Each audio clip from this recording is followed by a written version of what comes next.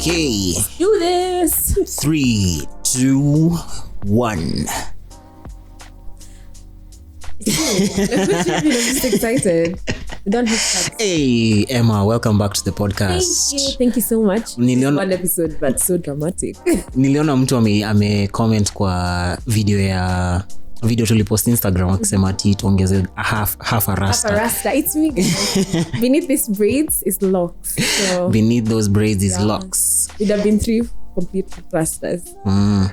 Hey. So this is the Post-Nut Conversations podcast. My name is Eugene. My name is Emma. And today we are joined by a friend of ours called Maverick. I'm Eric. I'm a graphics chief. The realist. I'm a homer. What? The realest kama homa. What is that? I think tutakuwa tunafanya hivyo for guests actually. Na make sure amekuja na intro moto. Yeah, like Regan by the early represents the last episode. See what home vibes. Got to stake and utasema about it. I agree. So introduction. Maverick nilimjua from where? Through a friend, through Gakuo. Nakwambia Gakuo is a connector. In time. He enables things maze. Yeni connector kabisa. I agree. Kuna day tulijuana aje by the way? Tulijuana place na work currently. No, I think it before. I don't think the other place. Hakuna kufanya name dropping by the way. They have to pay us. We don't know them like that. Watuone kando. Watuone kando by the way. No, but I think ilikuwa like one meetup too. So probably like drinks involved. Because no good story starts with a salad. I totally agree. I agree. The chicken salad. So yeah, since then tuliclick to so leo tulikuwa tunataka kuongea about the creative process, what is like being a creator and also being in business as a creator. Because most of us as creators we tend to think just because we've put out a product out there it'll sell itself, but there's a lot of marketing involved. Right? Yeah. Kuna other processes involved. Well, recently ulisema umeanza course ya what is it called, digital marketing. Nilikuwa nimeanza last year. But I had to stop, but I'll get back to it. But yes, I did. So kuna kwa gana synergy nimenotice is important whenever we are doing. Sorry, unajua in my head najaribu understand when unaongea Kiswahili. Zina switch. Kwani huwezi fanya context switching? Kiswahili siwezi hack, but sawa. Okay, so you can keep it English. Learn ile day. Okay. I'm gonna select the accent for the podcast. So, wait. I haven't even introduced the episode number. Where are we? This is episode 3 of the Post-Nut Conversations podcast. Drum rolls. So back to the conversation. Yeah. As a creative, you tend to notice that you live so much inside your head. Because of your creation basically becomes your baby. Unataka kuitunza. Hata sometimes ushai create kitu kakosa kufikiria hii ni yangu peke yake, sitaki kuonesha watu. Mara mob. Okay, but sasa essence ya create ni nini? Like vibes too. Kuna zingine zinaunga vanity projects basically kwa sababu ni ile una make kujionesha like, but you still got it. Bado mimi ni mnoma. Mimi ni MC. Basi unaona ukishare online si kila mtu ataget where you're coming from. Okay, like inaweza do more harm than good kipost kwa sababu kwa like ile sasa because it means so much to you and then you post it. Excuse me, sorry. There might be illustration yenye msana anaweza kama comment flani iko hurt because comment as simple as siget. Oh shit. And siget. You had so much. Inaweza kufanya uko like get aje like it's so are you blind? Oni like oni unoma hapa umeona kitu kingine kai. See what are you trying? Okay, na get. Yeah, and then that attachment because it's like your project, like you've thought about it, dreamt about it, spend a lot of time about it, and then ukose to get that validation kind of messes with the your flow. head. Unaweza kupata uta design kitu for like a while. But on the flip side, have you ever like create kitu alafu in the whole vanity process, then you decided to share it, alafu ukapata feedback yenye ikamassage your ego a good one? Kuna zingine. You can get over like go above and beyond hadi ukaona ni mnoma sana. I love that. For what you get. For the amount of money you get. Kuna kwanga na such situations. Sababu there's some projects that unafanya, then you post it and it gets like the right amount, like okay. Even more than what you had expected before. Yeah. Sorry, I feel like it's important to mention what you do ndio watu waweze kupata context. Dive in too fast. Yeah, true. That's what she said. And so thank you kuji bracket as such right now, but I'm like a creative generalist. Okay. So in the lines of I do graphic design, I do animation, motion graphics. Some situations where I've worked with the umse mwenye tutashinda tukitaja kwa hii podcast, Gakuo. Mazi azina msi. Tabidi muonesha watu. Bado it's not yet time. Atakuwa the stig. The stick, but man, you got it. Sorry. Would you watch Top Gear? Sipendi kuja. Najua. The stick, the guy in the whites. Okay. Yeah. I get. Ngeanza hivyo. Gosh. So we've worked on like a show with him. Like to all rounded. As long as something is creative, there's like a high chance I'll like be interested in dive it. into it. If there's some money to make out of it, the better. Greatest motivator. Well and good. Because I can say Elon Musk na mtarget nataka kumpita. So amen. Like from your mouth to God's ears. You are not alone on that front. You are not alone. Accuse Michael Jackson. Michael Jackson.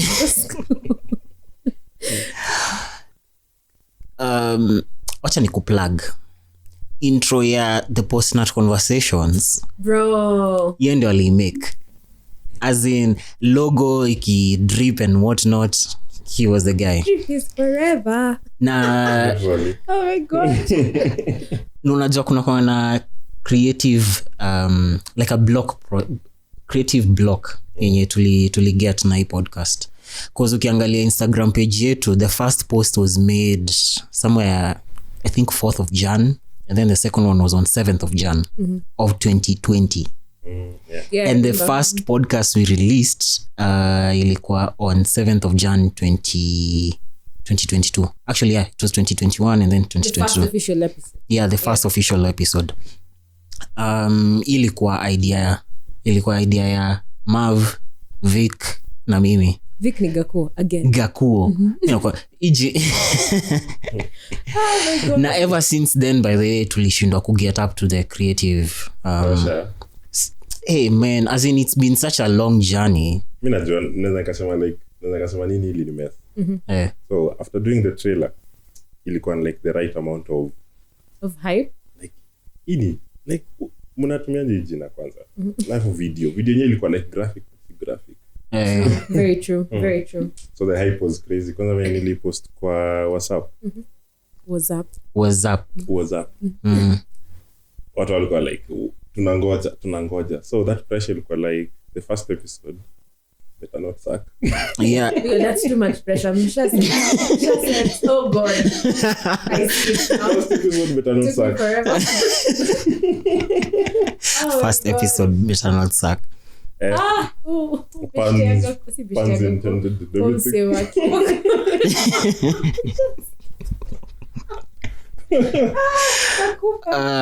So like unapata situation yenyewe kwanza I can say like I remember even the day there's a time where like we went for like a family function and then a cousin was like nangoja podcast iko wapi shikisha pressure man like hata tuja shoot hata tuna plan nini what is supposed to come out as in the first place. Does that count as imposter syndrome?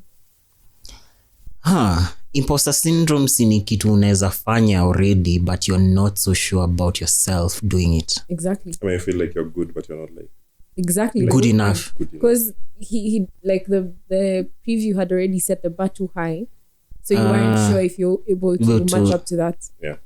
But we experienced the same thing. Episode 1 tulirecord mara 3. I don't think you're an imposter syndrome, bro. The perfection, Me that plus honestly the vibe was just not there, and you can't force vibe. Yeah, so I don't think that was imposter syndrome. It just wasn't going to flow. Unajua nikikuja hapa by the way leo nilikuwa nafikiria fuck. Sina vibe. I mean, you know, okay, light up. It's me. I am your lights of the world. Call me your Jesus. Your Jesus. When you are Jesus family. Yes, it's me. Please. Creative process for me imekuwa a little bit challenging, especially trying to monetize it, because me, as you guys know, me nimekuwa nikimonetize creativity through Huskberry, right? So Huskberry has been just the I don't know, you know, you hold the financial front of things, but ultimately me I enjoy being a creative. You know, this podcast just gets my your thing going. Yeah, it just gets my thing going. As in, na feel alive nikifanya. Okay. So hata niki go into this, I was like, I'm not gonna think about monetizing it for quite some time. Yeah. Like this is a passion project for us. More or less, yeah. More or less, it's a passion project for us. Tunataka kuona how far tunaweza fika nayo. Yeah. And tuone milango zitafungukia wapi.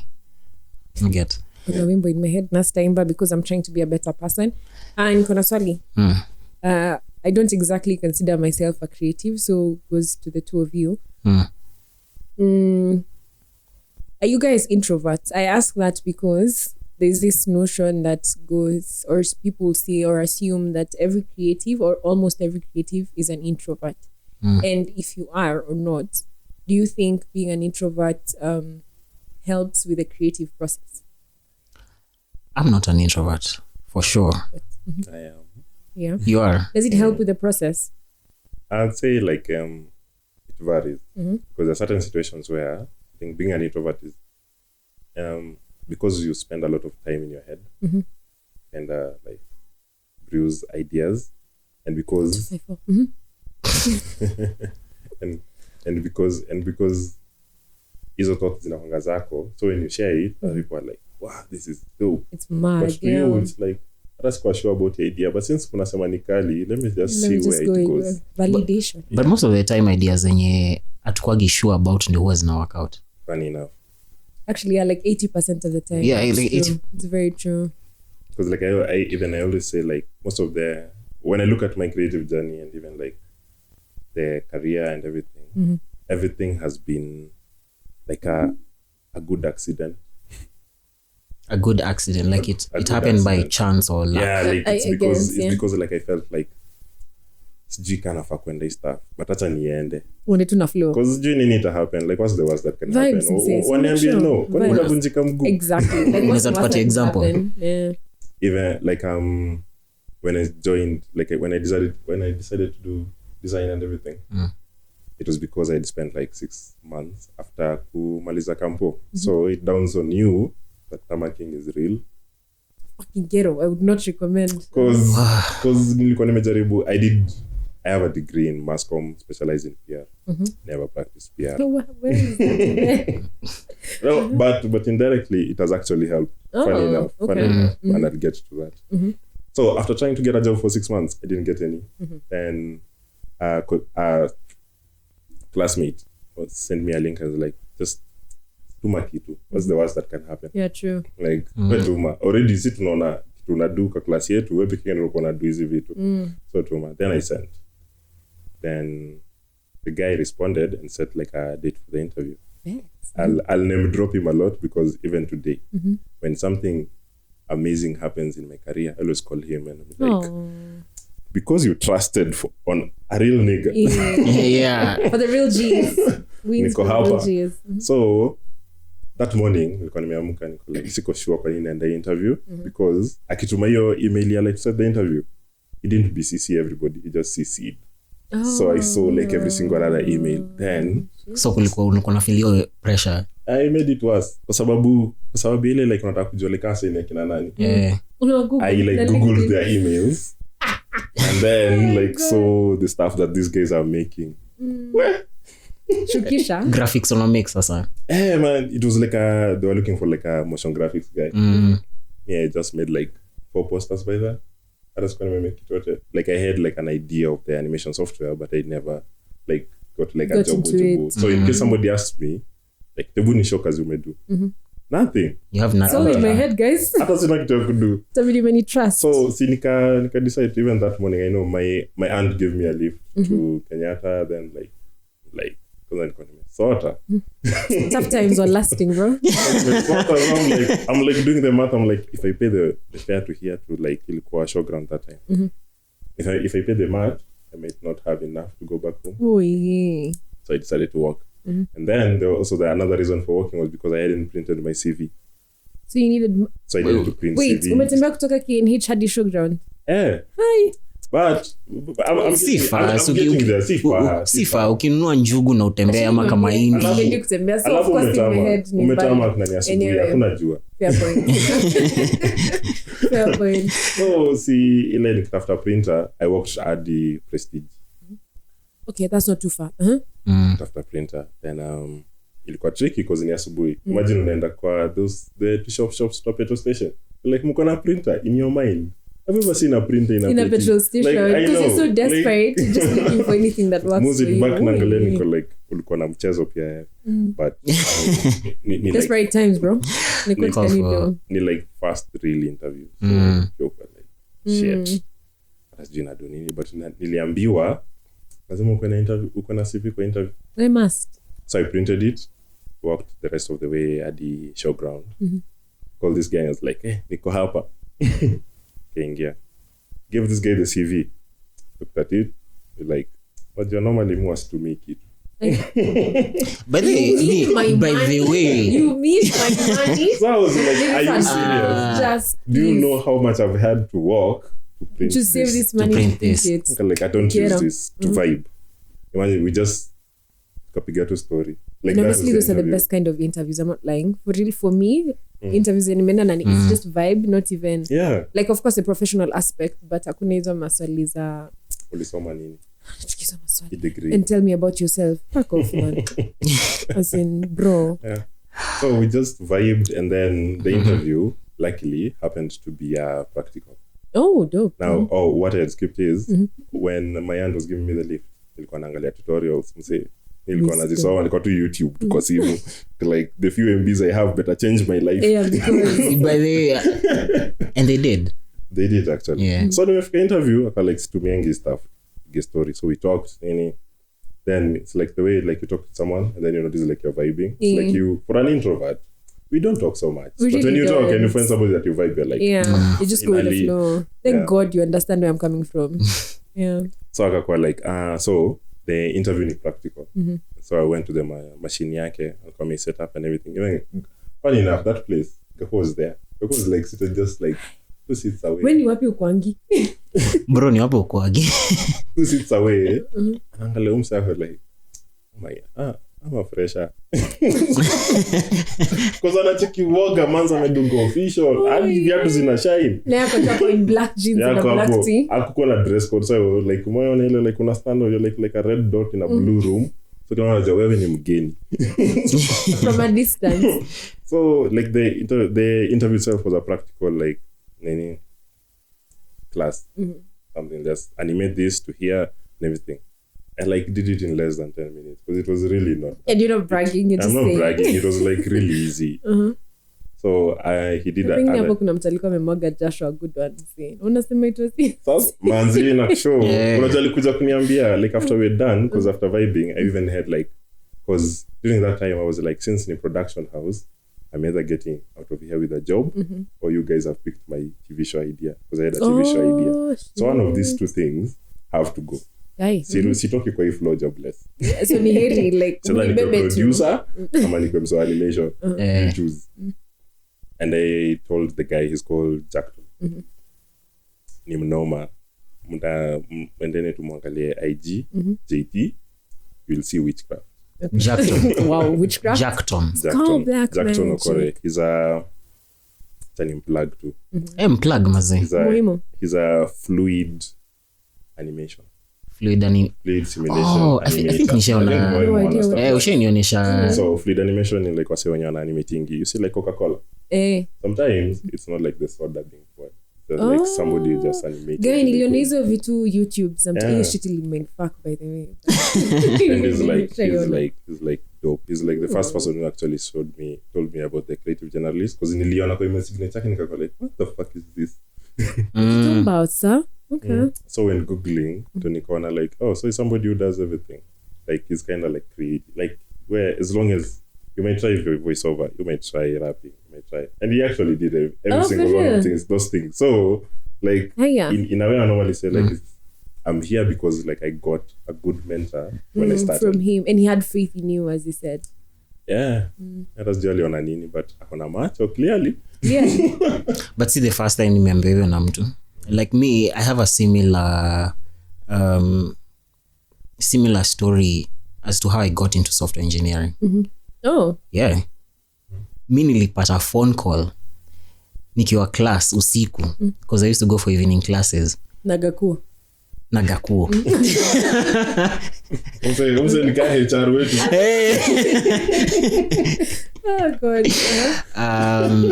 So I was like, and then it was a 22 number, so I knew it was legit. Yeah. Sort of legit.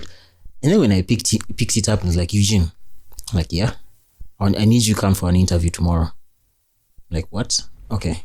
Of course, I'm introduced kuna hizo pleasantries and whatnot. Ningeshangai bro. Yeah, but the interview ina sound creepy. Ina sound kama utambua like sasa tumekutumia code, sasa tutumie code kwa simu yako. Utashinda pesa. Utashinda tutumie tu ID. Tuma ID no utapata pesa. So after your phone call mimi nilienda interview. Of course ngomebebana na CV. Iliekelewa, aliangalia hivi for like a glance alafu akaiekelea chini hivi. Let's vibe. I mean, those are the best types of interviews. And I think guys, like some of us don't like being asked about ourselves. Tuongee tu. So, acha niko na swali. Portfolios. Portfolio yako iko wapi? Ni launch size ni like at this moment this is when you see graphics chiefs showreel alafu Gakuo iweke akikosa vita tu nini hapo ni hapo ngumi tu across you wacha coffee na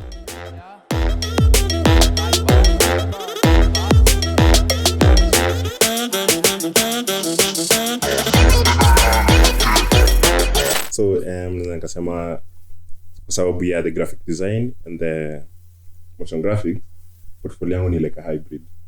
So niko na video like a showreel, then niko na like a PDF portfolio for like the graphic design jobs, and so the PDF one has like links to the videos too. So like it's a hybrid of like everything, but kama sana ana type me like anataka kuona umse udu I just send the video because the video is like less than a minute. So hauna reason ya kutoa. So portfolio kwa creatives ni ka CV kwa sisi. Yes. So it's essential because it also cuts into like software engineering.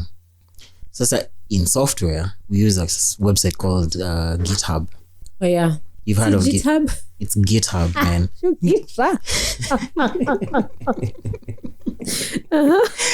GitHub would be JIT. What GIF? Guitar. What by the GIF na GIF? Ni GIF, exactly. It could be GitHub, but sawa GitHub. Guitar. Ito controversy kama watu sema JZ na JZ. Watu kusema zebra. Zebra. Just the same way sema Debra ama Dibra. You know, inakuwa tu like nani alicolonize like you don't You've lost me, but it's fine. God got in the hood. So one thing you'll notice about portfolios, they will sell you. Figuring out how to come up with one is a totally different thing. As in inakuwaga complex because ina depend ina depend how long you've been working, for instance, and how often you've switched places or what exactly you're working on. Okay. Yeah.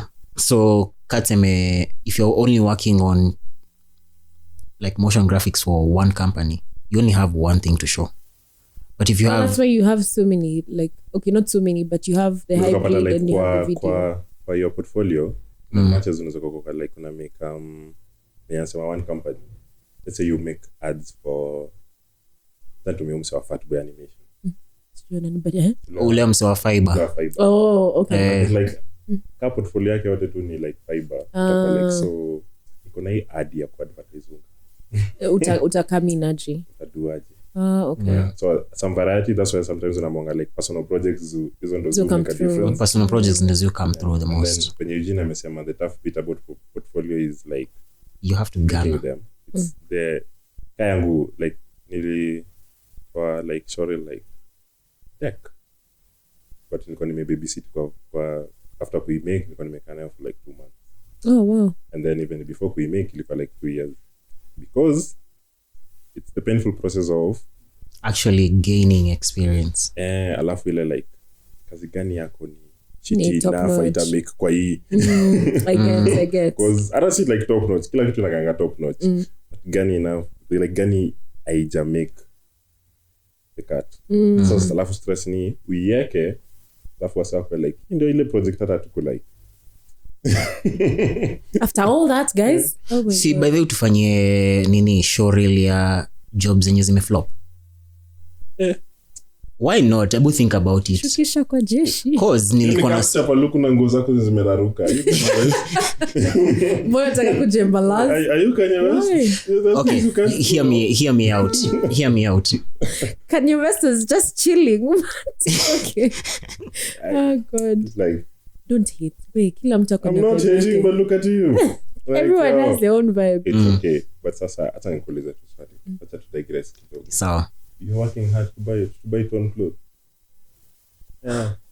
Let's not judge. I'm not judging, I'm just asking. But everything considered, pengine that's, you know, pengine kwake hiyo ndio inamfanya. Ama zile gamboots ya udunga. Weird. I love his songs. But that's where you draw the line. Yeah, that's why he's a graphics designer. He'll grow very accurate. Ooh. You have to edit. So like you to tulikuwa wapi before ni sawa tulikuwa kwa unaweza toa show reel, unaweza produce show reel ya work job zako zenye zimekuwa shiti. No. So reasoning ya hiyo question za clients manzi. Not really, ina depend na copyright yako. But why would you do that?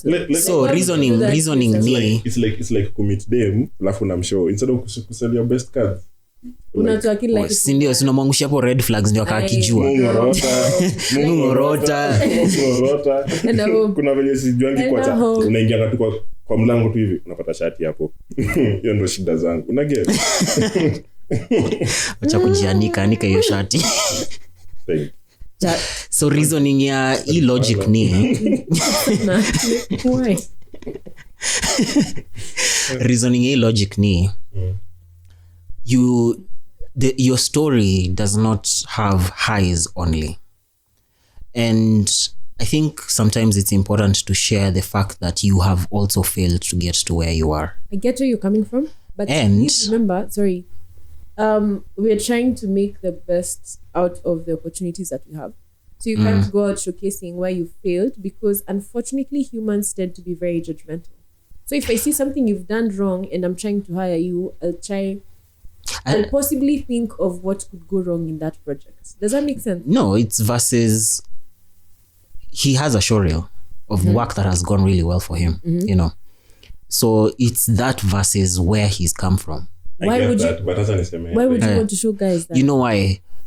Because nearly noticed there are some employers who value vulnerability. That's fine, but not the first day of. But you can achieve of that, but not like at the Not day one, though. At you show like at the these are like my series of backups. Yeah, like bro, I feel like that's just setting yourself up. You a can do good it in the one. lines of like when you come up when you're talking about the process, for instance. When you're talking about the process, Like this was how I made the website. Then I did these designs, and then the client said like we were totally off, so we pivoted to this design. Yeah, that we would make managed sense. to succeed.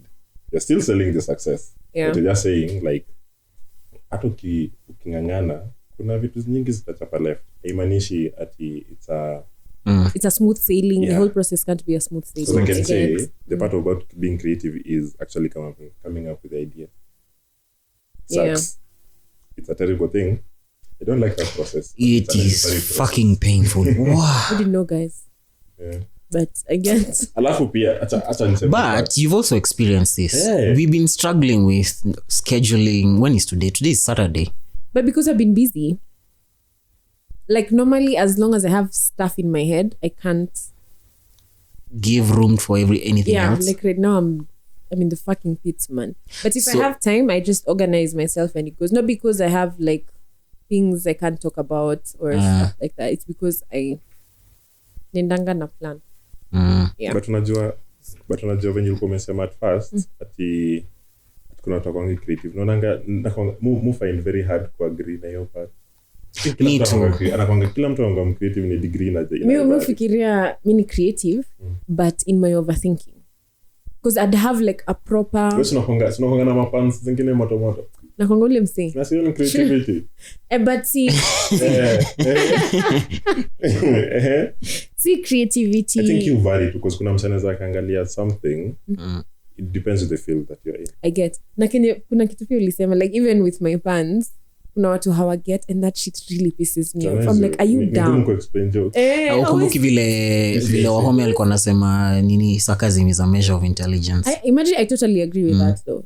Like kuna creativity one side na kuna creativity my side and others. I get. I was to ask something. Oh yes. Sisi watu normal tunakuwa na watu wanatutengenezea. I use normal very cautiously. Watu wanatengenezea CV. Like you pay someone to fix your CV for you. Do you guys have people who make your portfolios for you? And GitHub. Now that I know it's called that. No. No? You can't? Why not? You have to It's not give a out good- the image that you want to be seen. It's really not a good thing. You would not recommend? It's like Hii analogy itakuwa moto.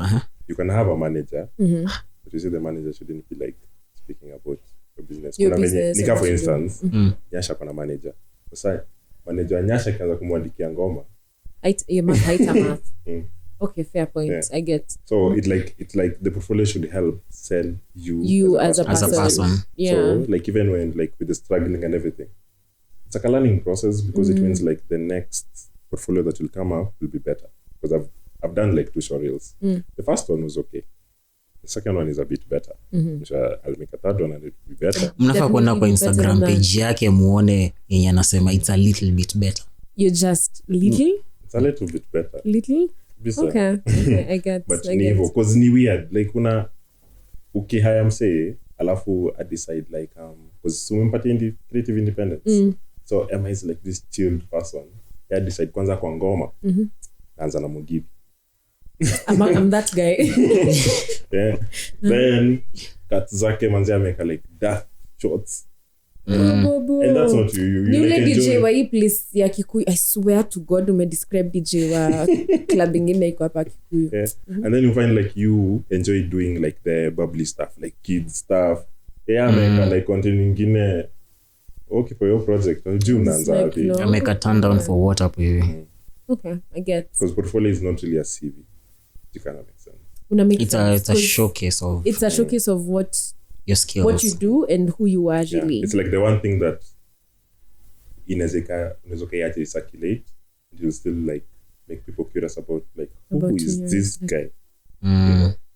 But CV unaweza ukasoma tu. Sasa mse alisoma huko. Usiongee matope about CVs bado I'm not zinatu semi matope, but you see the No, I CV get- is yeah, I'm if talking you, about- if you have like 12 here, it's hard to differentiate. very true. But There has to with be a- that yeah. one thing that really stands out. Yeah. But with a short reel or a video, there's like a way Gakuo will edit it. There's a way we edit. You even make a joke at work that it's easier to know like who worked on which project because you have the different styles. The music that somebody picked. You find like for me, I'll go for I look for like bass. Like there's a certain way where I want the beats to sound. There's a way like Gakuo will choose. There's a way like another person will choose sound. You know, just by music alone. Now imagine like with the editing stuff and everything. So if I give Gakuo a project of mine to edit like anifanya shore, kuna venye haita flow. Like nikali but mimi. I get. Yeah. Kuna influence yake iko hapo sana. Yeah. Nimefikiria kitu. Imefanya nifikirie like ni kama ku describe mtu kwa mtu and then you meeting the person in person. Like there's a total difference in the two like challenge mzuri. Kwa ground is different. The devil himself. Excuse me, the devil himself. But hey, it's the life. So msaki kuambia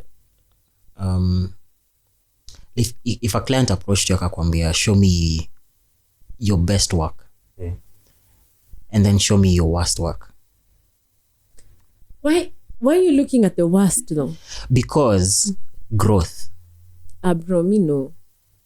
I'm trying to plug myself here. Like, why would you want me to? Why would you want to see me at my lows? But the thing is, you have to be a wholesome person. That's and being wholesome means that you fuck up, you thrive. Okay. Okay. See? In that case, I'd say like the best work ziko, but now the worst work ni. I hope ukuzi delete. Akwanza nilizificha ficha. Ziko kwa system files huko hivi. Ziko kwa archive huko. Kula tu vumbi. And it's because like around last year ndo nilikuwa na like I decided to like start specializing in quotes into like motion graphics and animation. Like because I want to like kind of get better in that side. So I didn't want to be getting gigs of graphic design directly unless can you referral. So that's why I hit them. It's because that like I'm terrible. I'm like at imposter syndrome. Because I was too stucky. Zitume traffic. to that side of you that you are trying to transition from. Yes. And the alafu saizi like I'm going back to the worst project. The worst projects are basically the ones that I haven't finished because I easily get as excited with new ideas. And then like on this one you have like a block. Yeah, like nadhani kwa nikianza kufanya kusoma kitu alafu ndo nisikia 3D looks fun. Let me try it. Then I never finish this. I get. I think you inakwaga who inakata across to many creatives. There's a certain feeling that you get when you start doing something and then something else captures your attention. It's not even just creatives, it's anyone really. But us, we suffer from it badly because we see our work in the real world. Yeah, we suffer from it so badly. Yeah. But kuna so may have it in lock yani. This is like Jack. When Maya ameenda guy akidecide amedecide. Anafanya hii shit and focus like, on that. Yeah, he decided to like for the next 2 years I'm learning this. And he did that. Yeah, that's G when you have to do your stuff. I'm here. That's why I hit the post. I was like stacking distractions. So actually nilikuwa na swali about like hiding your posts. Sijuko sheskia of the phrase fire your clients. Yeah. Sindio? So kama unajaribu transition from one end of sema from graphic design to motion graphics, how would you let go of clients when you make work now for a long time?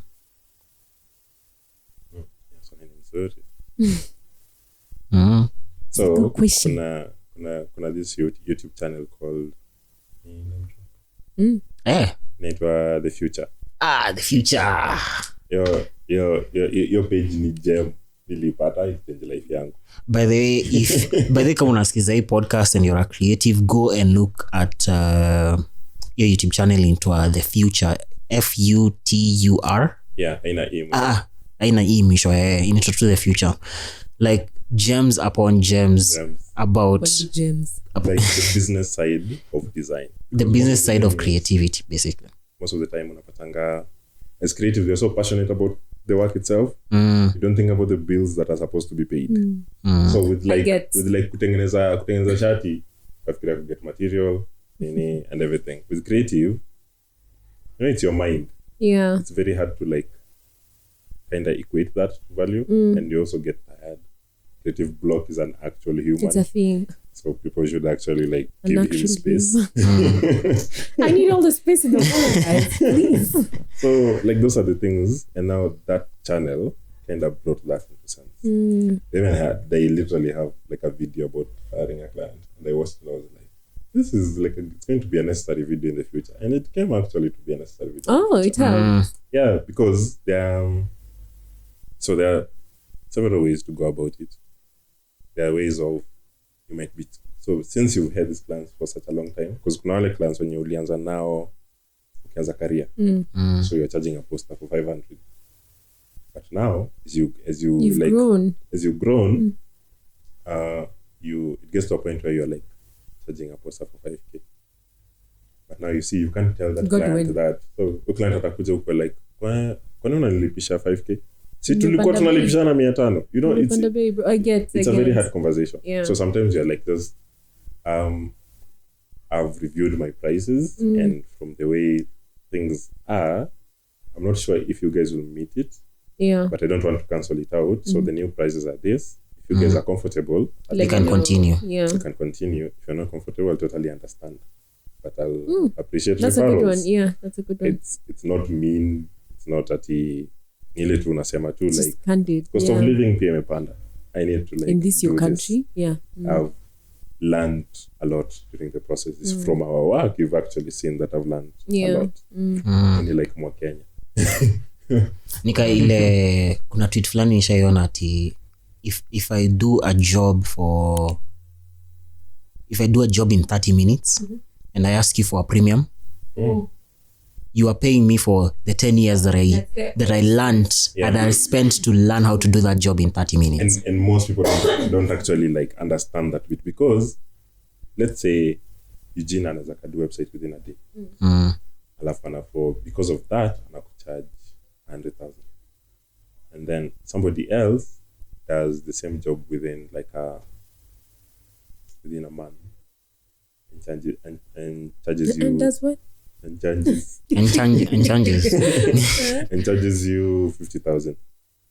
Your sense will be like, let me go for this small deal. Yeah. And now the thing that you haven't factored in, there's a reason why you want this website, and it basically brings into account of what's more important to you.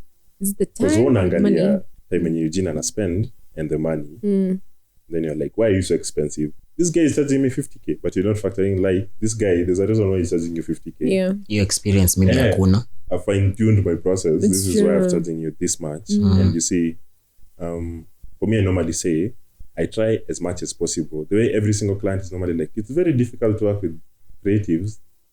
Mujaribu kuwa hiyo notion. Kwa I don't get why it should be difficult. Unless you frustrate. Yes. Actually, I don't get. I feel for creatives, the most unfortunate bit it comes to when you're dealing with difficult clients. It's not the creative who's difficult, it's the client. And you know, like, what normally makes the relationship difficult? Money. Has to be money, because what else? Because it can get to a point where the client wants to squeeze more out of the little. Not really the little money they have, because everybody has like different budgets. So not like it's not little money. Depends on But from the funds, so it's like we've agreed on the scope of work. And then in that scope, naanza kukuja like, na by this, since we make this into me here, and now what you don't understand is as much as I made them, they're like mine because I own them. Ini basically like raw material. IP. Then roho yako you blend for it. True.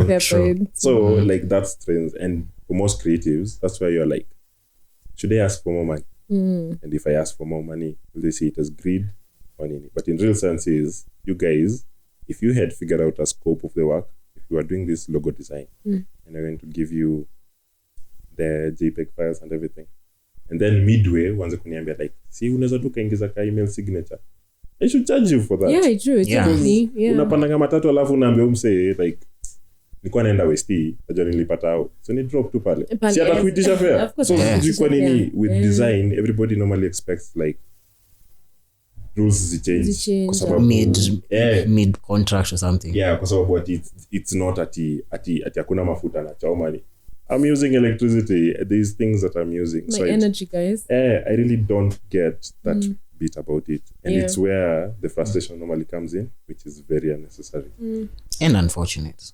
yes and unfortunate Okay.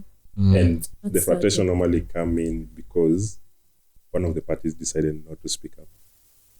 Yes, I was actually going to bring that up. And most unfortunate, I have a couple of friends who are creatives, and I've asked this before. When did you realize you needed to review your prices? Like, were you told by someone that your work is this good? I feel like you should charge your clients more, or is it because you started living a lifestyle that was different from what you were living? Like, what was the prompt in you changing your price list or whatever you call it? I'd say when starting, like nobody has an idea about the market rate. Then once you go, you notice like you're charging, you're getting clients, yes, but the amount of time that you're spending is also like ridiculous. Yeah. So you might find like you're busy the entire month. You've been working for like you have like 10 gigs, let's say. And then somebody comes and is like, I just have 2 gigs and I've made double yours. So you're like, am I charging less? Am I the problem? Am I like, or also, there's also like another matrix where, so that's one. Yeah. The other matrix is when you tell the client a figure and they don't fight, there's a high probability You undercharge. you underquoted. Yeah. So you need to up it. Okay. Ikifikiria point where there's like a little pushback, Upon a That's- tra- that's, the you know, right- like, it's like a nice sweet the right spot. bracket. if you say a price and then they're like, hey, acha, ni sawa. Si So must. you're like, you're either It's a too bit high. too high or too low. So anaona like you probably don't know your value. You know there are guys who do Yes, that. Like yes. you've shown me you don't know your value, so you probably don't know what you're doing. Yes, and there's that, and then there's also like because you know the market rate, which is like the most important thing. I was going to say that. When you know like, and the market rate is in the sense of like the global market and In the now local local the local Because kuna market. venye a gig might cost here, Yeah. might not cost in US because of cost of Definitely. living. Yeah. That's a very important thing because you might be here charging $5,000 for gigs in US, and to them that's $50, and that's like kidogo money. Na wangekulipa $5,000. Oh my Yeah. God. Wangekulipa what, Machozi, 1,000 times? honestly, What's like that? a 10, try. 100 I times more. Yeah. Yeah, so like that's normally the thing, and the funny bit about it is with the pricing.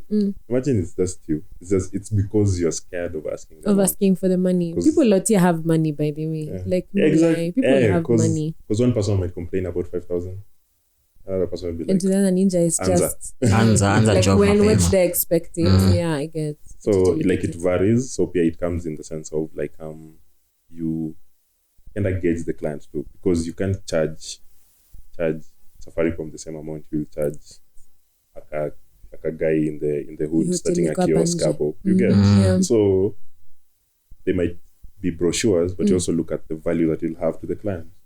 And the size of Yeah. the customer. Yes. Yes. Okay. Like, in a way, yes. Because when Safaricom, for instance, give a flyer about a promotion that they're running, the promotion, because of the company itself and the market base and everything, might bring back 2 million. But when a bandas ki hotel hapo hivyo like request for a flyer, it might not bring out the same revenue. Same revenue for them. Chances are close to nil, actually. So it might be cruel for you to charge. Cruella. It's very cruel for you to charge the Kibandaski like a lot of money, like the same as Safaricom, because first of all they don't have like The capital, finances. the finance, yeah. And also, I think it's also important to kind of segment your market. Who do you want to work with? Because you can't work with everybody. That's true. You genuinely You have to have can't. a type. Yeah, smart. Like I can't. I can't. I think to make clock. Tumeclock almost an hour. So e conversation imekuwa constructive. For real, I feel Yeah. like, sorry, one last question for guys who are starting out as creatives, because I feel like our generation and those below us, most of them are leaning into creativity. What is the one thing you tell them or actually, what is the one thing you tell like your 19-year-old self? It probably help someone else. Mse ungekuwa Gen Z sasa ungetaka kuambiwa nini? See, like necessarily Gen Z. There's someone who's probably our age or older that still wants to start out. So what would you tell them when they're starting out? Me, I know the answer to that. As I think about the answer to that is just start. You know, you won't know where you are if you don't have a benchmark for your work, right?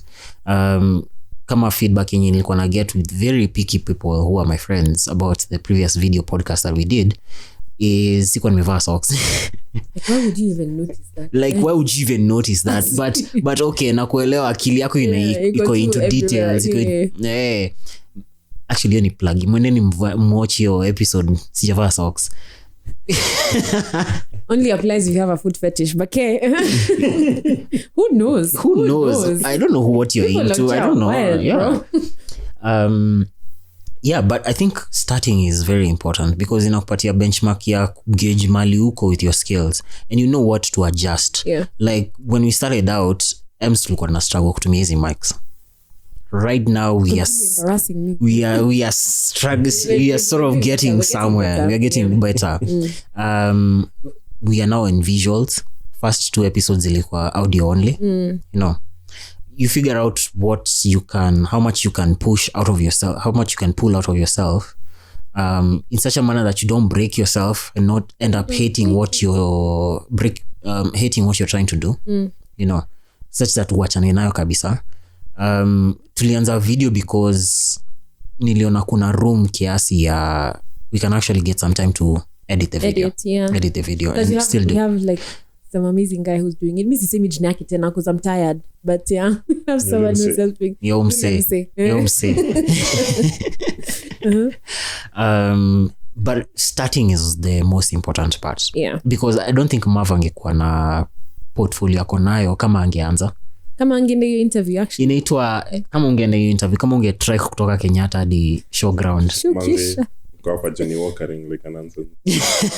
Says that as he's drunk on Johnny Walker. Oh my God, I get. But so nakasema, so for me, I've noticed like most people like, okay, the moment amekuuliza like how did you learn all this stuff? Ukimshow YouTube, like usiniambie YouTube. Unataka kusikia. But now the funny thing is, like I said, in terms of design, I'm like self-taught in quotes.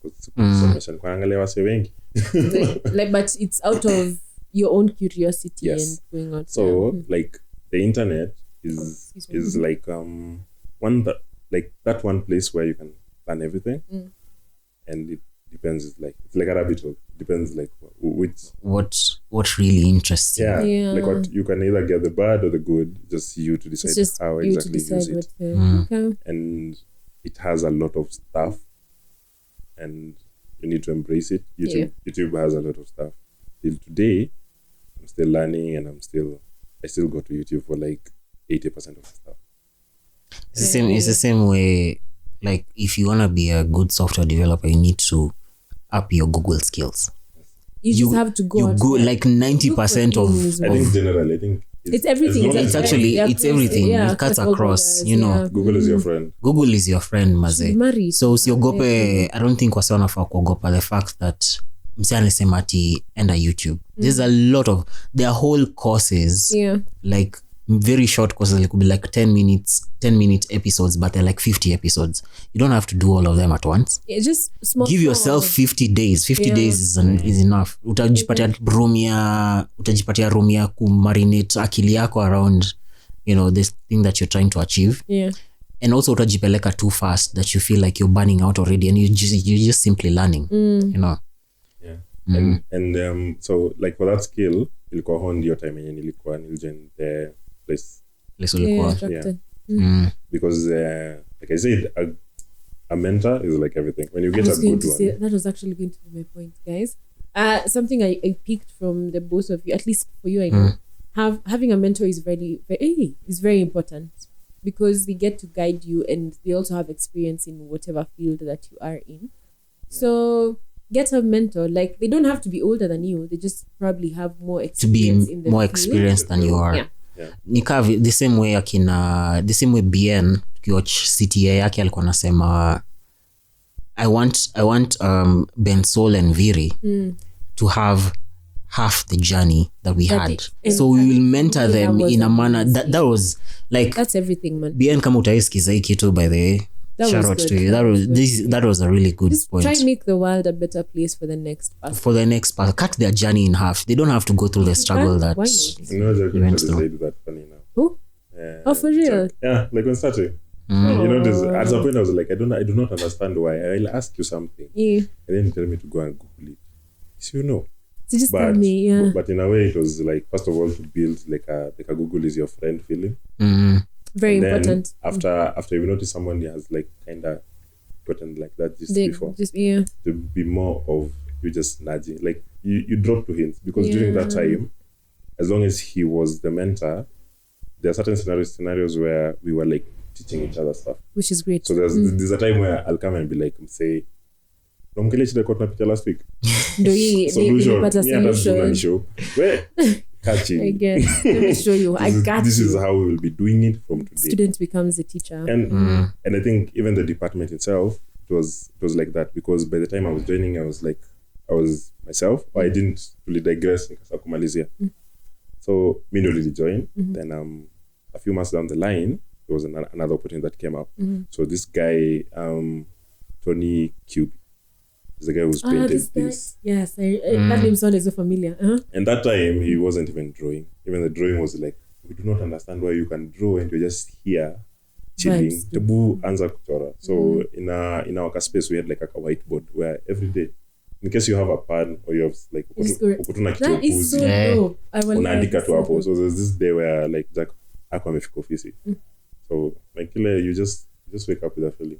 So Tony was there with a whiteboard pen and I chora like picture Jack to like with glasses, and I think I have it somewhere. You picture? I think you call your picture. Like I have it there. So like and a sketch too. Afterwards, we were like, yeah, this thing is good. It stayed there for like a month, and you see the department was like that chemistry, and we were like in the same class and everything. And even like me and Tony, for instance, in our class we were like the guys who were like kind of introverted, creatives. Guys now. So in sometimes we were like in our own space just doing stuff. So when an opportunity came up, I was like, I have the right guy. Then when Tony joined, he also pulled another guy, a friend of his. So in a funny way, like if Jack didn't give me a chance, the rest of you would probably like it's a whole chain. Totally, it's a whole chain. Because even Tony was like in a weird That's place. awesome, man. Like I love it when I hear a friend is helping a friend, and it becomes a whole thing. Like all your friends prosper with you. It's quite something, honestly. Fungulia watu milango. Yeah, and it was really dope. Even like the experience and everything, because the department was a situation where there is no bad idea. Because there was even a phase where I was like mixing. Hey, like I was like having a blast. What? Yes, I never saw that coming. Yeah, and the audience were like, I think it was just 19 people and some international guys, because I used to post it on Mixcrate. If you remember it, you're an OG. I'm a child. Hey. I'm a baby girl. So it was called Untamed Base Radio. So that place we were, they had like this idea where guys come up with shows and they like pitch it to TV station. Unfortunately, it didn't pan out. That is such a thing. Like that should really prosper right now, honestly. Like we had like dope shows. So Jack was the one. He had like his, which was a musical show. Then he had like a movie show. I had a musical show. Then me and Gakuo had like a digital version of this. Then Isho ita evolve basically. like one day One day ita evolve. one day tutakuwa tuko like, so we have some archives. I feel like it's about time. Yeah, we go back to them. Acha hizi footage celebrate birthday kwa hard disk. Yes. And just post them. So like it was such an situation. Oh, the show, it was called Untamed Base Radio. I have to look for it. Leo hata That's not easy anymore. I'm quite excited. See, like I have them like in my head. But like when, because Miscreate had like that Caligul, because of posting pirated stuff and everything. So Stato like did a crackdown, closed the website, and then it shifted now to Mixcloud. It's Mixcloud now. Like most of the DJs now moved. Like both of them were existing, but now Mixcloud was like the underdog with like a lot of underground DJs, myself included. Would I be here for that? That would have been dope. And it was like a house EDM kind of show. That was like having a blast. That's my niche. Yeah. Oh my god. Na mapiano. Amapiano time yako imeshika. Haiko imeshika. Nasema that's your thing plus amapiano. White people music. It's me. I am white people. I don't understand why people say it's amapiano is white people music and it's made in Africa. It's not white people. EDM is proper white people music. Okay, that one I can agree, but is not white people. Me the first time nilisikia hivyo I was like, what the fuck? Mtu akaniambia hivyo I'd fight you like using my small fist. Amapiano is white. Are you mad? The audacity that you come with. I think we need to wrap it up. I die because my brain is a ghetto. Yeah, so let's wrap it up. I think to share very interesting stories. We can definitely pick up some of these episodes in later seasons. Jukama the last episode that we did, we are definitely gonna pick that up. It was about relationships, friendships, and family. Because these things evolve. I mean, one of the goals tulikuwa nayo for this particular podcast is longevity, right? So we tried not to talk too much. I barely think we actually touch on anything current, right? Yeah. So with that, hope you guys are looking forward to more and more content. Yeah. This is episode 3, season 1 of the Post-Nut Conversation. The episode is sponsored by Huskberry and Goofy. No, that's my line. Sema. This is season 3. Season 3. This is episode 3 of the Post-Nut Conversations podcast, season 1. Yeah. This episode is sponsored by Huskberry and Goofy. And we are out. Thank you guys. Bye. You. Thank you very much. That was amazing. Pleasure. I'll be back. Terminator. Kama Terminator. Emma. Bye. Bye. Emma, we need to do our outro. Intro. Outro. Can we do that next week, man? My brain. No, we need to do the outro music. Oh, sawa. Sawa, siwanze. Tunachagua gani? A busy beat. Tena na boom mchafu alafu wende na sawa. Na? Siwe wende na kima mesema. Hii kitu imeanza kuwa refu sana. Takati hapo bye. Boom mchafu.